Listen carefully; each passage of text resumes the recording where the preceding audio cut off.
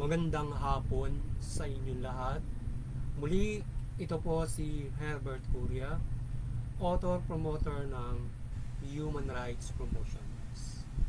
Ang boses ng Human Rights Promotion sa malayang demokrasyang ito, kakibat ang ating pananalig sa ating banal na Panginoon Diyos, banal na Panginoon sa Kristo at gabay ng kaliwanagan ni Banal na Santa Maria, mula sa isyong ating nakalap at magbabantay sa mabuting pamamahala, patas na hustisya at karapatang pantao, ay hinggil sa isyu ng Senate impeachment must be based on evidence, not politics. Ang mambabat ay nireject ang pahayag ni VP Sara na namumulitika lamang o nilalamon na ng politika ang mga government officials. At ngayon naman ay sinupalpal ng mga mambabatas si VP Sara sa kanyang pahayag na tigilan ang pamumulitika at instead ay harapin ang peace and order and economy.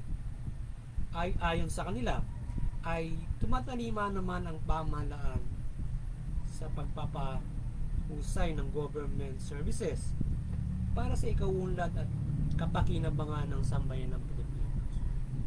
So ito yung ating tinungayang issue na binabatikos ni VP Sara, yung impeachment trial na ang ating gobyerno, yung government officials ay instead na mamulitika lamang ay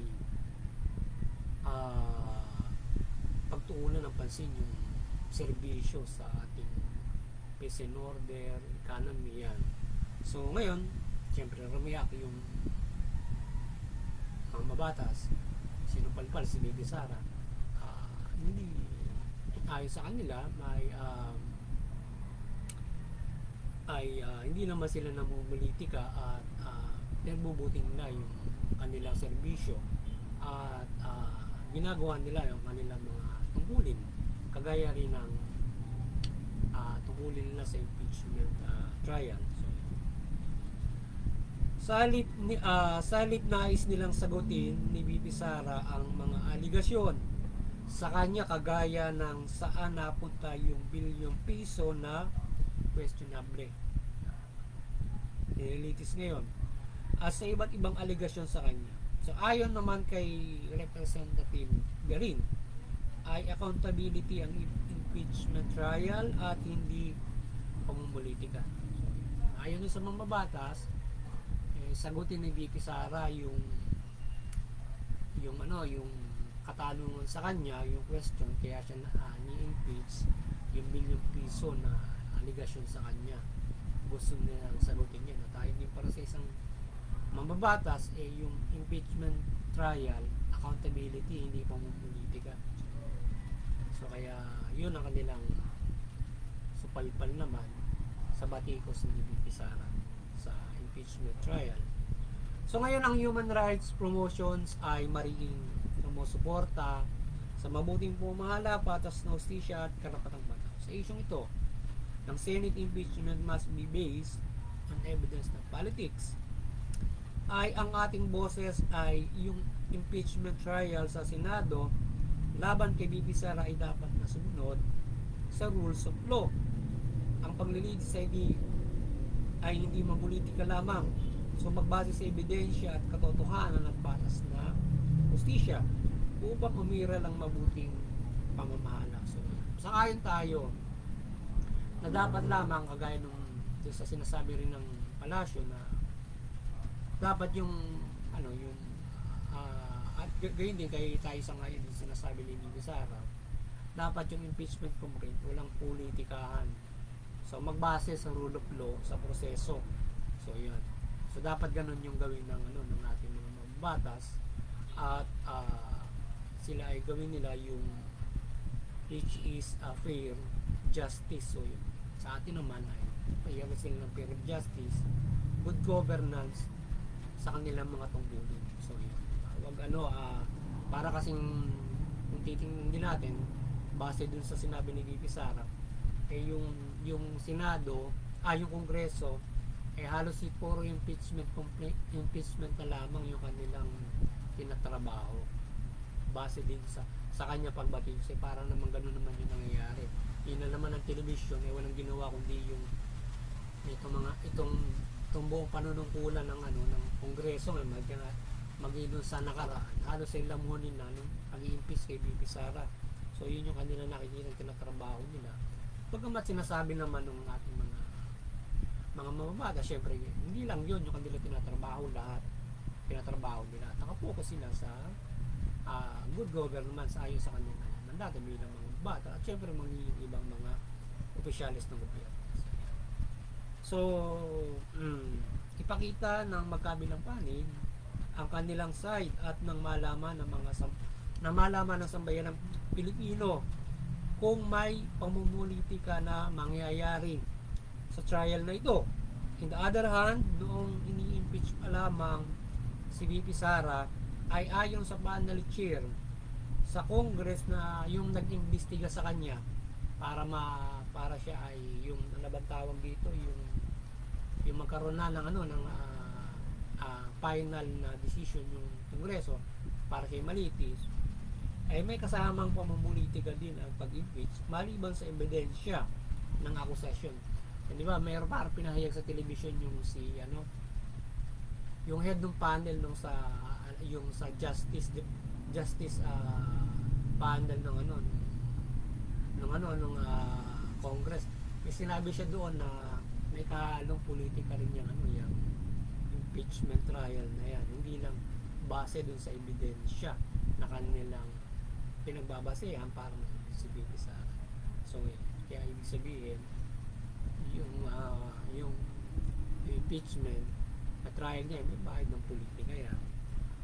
Siyempre, di-deny na nila ngayon. Pero, ewan ko, may narinig akong ganun. Sana mali naman ako roon. Pero, sana ay yung trabaho nila for this impeachment, sana maging fair justice yung pairalin nila, good governance. So, walang personalan.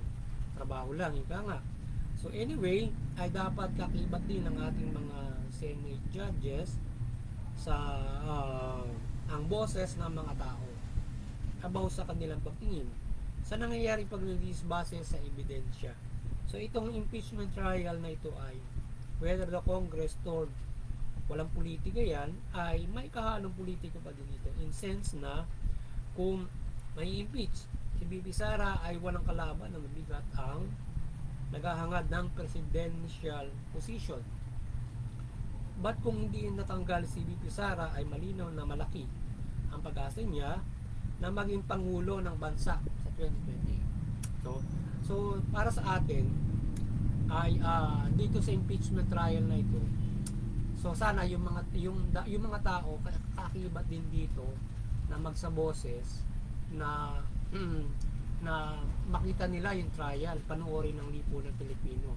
So ngayon yung desisyon ng Senado ay maging nakibat yung mga tao. Nakita nila yung side doon sa trial kung may na mangyayaring politikahan.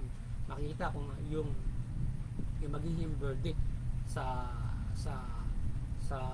grupo sa ating lipunan Pilipino na makikita naman nila na mayroong na yung kung malakas o mahina yung akusasyon kay BP Sara o talagang napapatunayan na yung akusasyon ay walang katuturan kundi pawang mga aligasyong wala naman talagang sapat na patunay. Yun.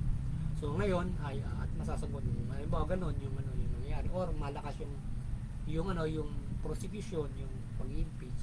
So yung mga tao makikita yun sa ngayon. Siyempre yung mga tao may kanya-kanya ng pinapanigan niya, panig doon sa laban sa kanya, hindi pa man pinapanagot na. So ngayon ay yung iba naman ay ayaw naman ng impeachment. So kahit ako meron din akong side. Sa nakikita ko pa lang doon sa ginagawang nung palamang last year nung iniimbestigahan pa lamang doon sa panel yung sa regarding binubusisi yung kanyang doon sa bilyon inaakusa sa kanya bago pa nangyari yung mga mga sinasabing threat ay talagang makikita talagang masyadong pamumulitika yung ginagawa. So ngayon ay sana yung mga tao syempre makikita nila yung desisyon. So magsaboses sila ng side nila, makatulong doon sa Senado in peaceful way kung yung pagde-decide nila para sa kanilang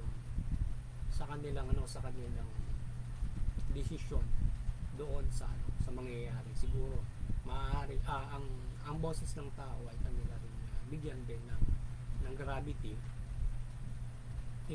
sa kanilang paglilitis dahil sa kakibat din naman ng tao diyan.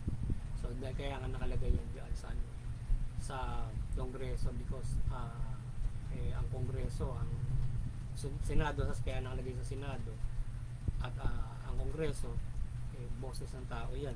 So ngayon dapat kakibat mo rin yung boses ng tao, but not just a politics, kundi nakikita doon sa paglilitis, mabase doon sa paglilitis at hindi pagkampi lang syempre. So dapat ganun yung boses ng tao. Makikita rin naman kung ang tao ang boses ay mukhang pabor dito sa mga prosecution o pabor talaga doon sa halimbawa kay BP Sara. Kasi ngayon pa lamang may kampi-kampi na. So ngayon sa paglilitis, kung pagbabasayan mo, makikita mo pwedeng mabago yung isip at magsaboses para dun sa tama. At yun naman dapat yung ating hikaya sa sambayan ng Pilipino. Meron man tayong existing na pinapaligan ngayon, tingnan natin yung paglilitis at malaman natin kung ano dapat natin sa boses to impeach or not. Siyempre kung maganda yung pinapakita, bago isip mo. Kung ikaw na porsigido ka ma-impeach pero nakita mo na nasagot, halimbawa yung Mary Grace Piatos, nasagot siya, ganito yun it's just a fiction para itago lamang halimbawa yung identity para hindi siya ma-vulnerable. Kasi intelligence, halimbawa intelligence pa siya, hindi mo naman pinapakita talaga yun. So kahit ako kung ganun, halimbawa ako, auditor ako kapag mag-audit ako, maintindihan ko pag ganun yung situation ng isang accountant, nakatago yung kaya lang syempre yun ay behind, mapapaliwanag naman ito. Kaya lang syempre yung kung magbibigay ka, kasi kahit sa bangko pwede fictitious na yung ibigay mong pangalan doon to hide yung confidentiality ng isang tao na nagde-deposit or kaya po pwede yun. Kaya lang syempre dapat sasagutin niya mga pinolitikan nila yung gano'n, masyadong in-overwhelm nila yung bakit. Halimbawa kung ikaw ay walang alam sa ganong klase ng pag-iimbestiga, kung hindi makaka-relate doon, mga auditor lang makaka-relate doon, mga abogado at nilang may alam bakit fictitious yung inilagay mo ngayon. Kasi nga intelligence yun, intelligence pan, o pwede naman. Kaya lang dapat sasagutin syempre kapag tinanong. So yun, sa tamang oras gusto nila sagutin ayun, binanata sila nila hanggang sa ikulong na yung yung sulay kaya tayo. Doon yung simula nyo. So hanggang sa yun. So doon pa lang alam ba kung nasagot niya yun. Nakita mo, di ba? Pag nasagot niya. Kaya fictitious yan. Just because of nakitago natin yung pangalan ng halimbawa isang tao yan o isang grupo para siyempre magbabayad ka. Intelligence man yan, mag-i-intel ka ng buong Pilipinas para protektahan yung ating sovereignty, protektahan yung ating depensa, yung ating gawain ng pwede yun ay trabaho rin ng BP office, yung mag-intel ka para protekta mo yung halimbawa yung Malacanang maganon yung poprotekta sa presidente. Trabaho yun ng yung protektahan ng ating government from enemy, mga ganon o any threats. So yun ay gawain ng ating na BP office. So para doon yung pondo mo. Either i-bayad mo sa grupo o tao. Siyempre kung intelligence yan, maraming babayaran mo dyan. So kaya intelligence o confidential fund, bubulutin yung pera. So kaya po pwedeng kung vulnerable kasi yung yung pangalan, dapat kayo makakaalam lang ng pangalan si BP Sara or pinagkakatiwalaan ka. Kasi kung halimbawa doon pa lang sa voucher na pinangalan mo, halimbawa ang pangalan ay Juan de la Cruz o pagka mayroong mall doon sa kanyang ano, sa halimbawa yung isang terrorist ay may mall doon sa kanyang opisina, makikita ko sino yung intel doon, di ba? Pag nakita niyo yung intel doon pala sa voucher, kapag binutbot mo na yun, makikita mo sino yung binabayaran niya na intel doon. Kapag nakita agad yung binabayaran na intel doon, ay malalaman niya kung sino yun. So may ilagan nila yon, or else pwedeng patayin nila kung alam nila na yun yung intel ni BP Sara para sa security o national security ng bansa, diba? National security para kaya nga intelligence eh. So ngayon dapat itago mo lahat yun. Okay, hindi ba kung ikaw yung nakakaunawa hindi mo na hindi ka agad magngangalit na bakit tinatago, kasi parang malicious, di ba? Parang kung isipin mo, kung hindi ka marunong sa ganyan, malicious sa'yo, bakit tinago mo? So, baka ano ba yung ginagawa mo, di ba? Kasi malicious, naging questionable, malicious. Pero kung ikaw ay marunong doon sa intel at doon sa pag-audit ng mga ganyan, naturalmente, maunawaan mo agad, di ba? Yung ating COA, hindi nila masyado silang hindi nila agad inunawa yung kahit auditor na sila, alam na hindi agad nila parang namulitika, hindi nila iniisip agad kaya ganon yun kasi kasi yan ay maaaring intelligence pa niyang pinag-uusapan dyan, confidential, it should be, kaya nga tinatago, kaya nga intel di ba, ay pinasasagutin nila agad, sasagutin nila sa tamang panahon, di ba, at tas gusto nila pabot, di ba, doon sa iniimbestigahan doon, gusto niya doon iharap sa sa katutak na ebidensya na iharap doon. Dapat confidential din yun, diba? Papaalam mo sa buong Pilipinas yung pangalan nung intelligence niya, di ba? Okay, kung may na-intel ako yun, di maaaring malagay sa alanganin yung buhay ng mga tao, pamilya, di ba? Para ingatan mo. So it should be confidential name. Pwede maglagay ka ng mga fictitious, mga ganun, para lang may tago mo yun, para protektahan mo yung buhay ng family, mga tao, mga ganon, di ba? Isang napakalaking bagay na dahilan for making a fictitious name para doon, di ba? Doon pa lang kahit ako upset ko agad siya, kaya lang syempre kung papaliwanag sino ba yan, parang kaya lang masyado in-overwhelm sa Kongreso. Makita mo naman, di overwhelm, pinipit-pit siya ng gusto ron, di ba? So ngayon ay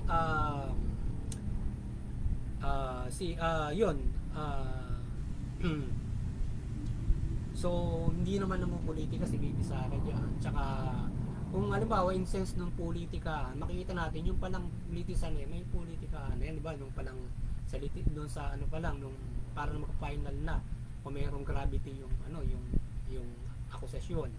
Tapos kung may politika, lalong siya.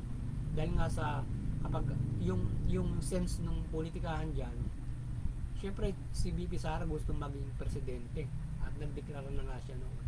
So yung litisan na yan, syempre yung mga ayaw sa kanya, talagang kung gusto yung talagang magpapaano yan, gagawa ng paraan niya para mawala yung contender nila, di ba?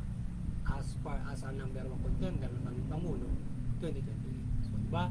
So talagang sila ay pipit-pit yan, lalo na yung mga nasa Congress na na ayaw sa kanya. Tsaka mayroong kahalo rin niya noong nakaraan na syempre galit sila kay Pangulong Duterte, lalo na siya talagang aanayin din siya, diba? Siya ay pwedeng personalin doon sa kasalanan ng kanyang magulang. So kaya ay malino naman na may namumulitika na kalaban. So, si BP Sara naman matagal ng open na maging pangulo ng bansa at hindi siya namumulitika ng ganyang sitwasyon. Kung di naman kalaban niya malinaw, di ba? So, siguro kung siya mamumulitika, kung ba na malalagay ka doon sa ganung klase na sitwasyon para mamumulitika, parang tipong sinisipa-sipa ka para mapunta sa iyo yung loob ng mga tao. Hindi, di ba? Ang nangyayari sa akin, lang gusto siyang pitpitin ng mga tao dahil sa yung nakaraan, parang kinukuhan sa kanya at kung ano-ano ang binibintang sa kanya, di ba? So, Kaya siguro ay talagang ang dapat talaga ay yung mga tao tingnan mabuti yung paglilitis ko ito ay maayon sa rule of law, ebidensya, hindi doon sa kanilang akusasyon at depensa ng kampo niya. So we hope umiral yung fair justice at ang mga tao ay suportahan ng fair justice at makikita naman sa trial ang dapat na desisyon ng senator judges na dapat pakiisahan ng mga tao. So doon naman sa ating mga individual choices at sinusuportahan ay magkaroon ng fair muna na paglilitis para paboran at suportahan ang tunay na dapat na hatol. So yung mga may kanya-kanyang kampi-kampi, tingnan muna mabuti yung nagiging paglilitis and then timbangin nyo talaga yung gravity sa inyong mga at kayo ay inyong isa boses talaga yung tunay and fair justice. Saan maging ano nyo sa mga sarili nyo yan dahil sa yung talagang dapat na inyong pulso o yung nakikita doon sa napapanood kung sino yung dapat inyong panigan kung magsasaboses kayo at ipagdasal natin lahat yung talagang tunay na dapat naman, diba? Dahil sa kung tutuusin ay so yun mayroong mga dapat ng mga pagtuunan ng mga mas malalaking mga korupsyon, diba? So yun, gayon man ay hindi biro yung ilang bilyon na yun, pero sa tingin ko yung masasagot naman ni Bibi Sara yung yung corruption na laban sa kanya. So yun, pero ngayon binadagdagan pa nila yung sinasabi na yung latest ngayon ito nakaraang linggo yung threats nila kina presidente at saka dun sa kanyang asawa, kay First Lady, tsaka dun sa kahit dun sa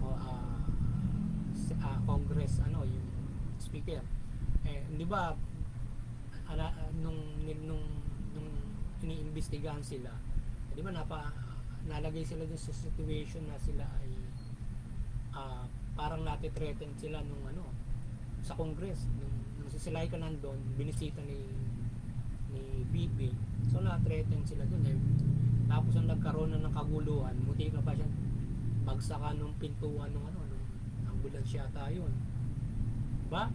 So kung tutuusin ay sa bugso ng pangyayari pwede ka makapagsalita ng mga kung ano-ano dahil sa nati-threaten na sila. So maaari ganun dahil yung pressure, mayroong pressure na nagbubunsod sa kanila para sa ganung bagay. Situation nangyayari na ngayon kanina, nag-ano lang siya doon sa kanya dahil nga parang nag-run dahil nasa pinipressure sila doon sa kongreso noon, diba? Parang pinag-brown out ang payata siya no whatsoever. So yun kaya nga nag-hysterical yung kanyang staff doon.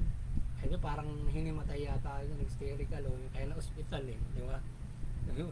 At dahil na-threaten sila doon, sino na magsasalita ng ganun ang situation, di ba? Halos na hospital na yun. Na-hospital na yung si Sulaika, di ba? Tapos dahil nga doon sa nangyayari sa kongreso, takot na takot sila mo pagsalita ngayon ng ganun. So ngayon, sino yung tumitreten? Kaya meron sila sinasabi parang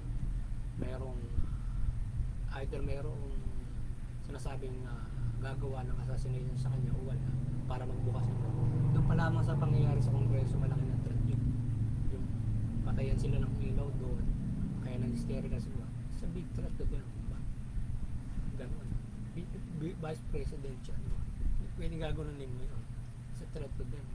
It's not a joke, diba? Gagawin ay mo ng ilaw, ano yung Vice Presidente, diba? Brown out. Pinidepensa yun. We hope umira ng fair justice at ang mga tao ay support yan at suportahan ng fair justice. Yan. So ngayon ay ating dalangin sa ating makatarungan na Panginoon Diyos at Panginoon Kristo na gabayan ang sambayan ng Pilipino at pamahalaan sa pagpapairal ng fair justice sa nangyayaring ito ng impeachment trial at sa buong pamamahala ng ating pamahalaan. So yun, sana tayong sama-samang manalangin sa ating Panginoon Diyos o individually para sa fair justice, para umiral yun at magkaroon ng mabuting pamahalaan. kailangan natin ng mabuting pamahalaan at accountable. So yun. At yung ating mga opisyalis nga, accountable siya. Halimbawa, lahat sila, sino ba yung accountable sa kanila in terms of pera o in terms of paano nila ginagawa yung servisyo nila. Diba? Accountable ba kayo? O baka may kahadungan pamumulitika. So, sino ba yung accountable sa inyo? Diba? Hindi lang dun sa pera, kundi paano mo ginagawa yung trabaho mo. Diba? Hindi ka naman pay sa ginagawa. May kahadungan interest, sarili mo, whichever. So muli ay maliwanagan ng ating Banal na Santa Maria, sambayan ng Pilipino, at mula sa pamahalaan at sambayan at ang mamamayang Pilipino. Yung pamahalaan, mamahala ng mabuti, matuwid, tugnin yung karapatang pantao, patas na hustisya, at iwasan yung pang-aabuso, korupsyon, katiwalian, at pag-oppress ng mga tao o pang-abuso. Gayon din yung mamamayan naman, iwasan yung paglaban sa pamahalaan, iwasan yung paglabag sa batas, at bagko sa isuportahan yung mabuting pamamahala, pagpapairal ng patas ng hustisya, at karapatang pantao. Sa ganyan makikinabang tayong lahat sa ganyang pamamahala na may mabuting pamamahala, mabubuting mga opisyalis at nagpapairal ng ganyang karapatang pantao, patas ng hustisya. Ngayon makikinabang tayo at mamumuhay tayo ng mapayapa ayon sa karapatan, maunlad. At higit sa lahat, baka panampalataya tayo ng lubos sa ating Panginoon Diyos, mula sa ating Panginoon Diyos. At mamuhay tayo ng higit sa ating pamumuhay nito. So yun, at may kaligtasan spiritual. So muli, magandang hapon sa inyo lahat, at sana nakapagsaboses naman ang human rights promotion sa linggong ito, hinggil dito sa issue ito na ating kinuha. Magandang hapon sa inyo lahat, at God bless you.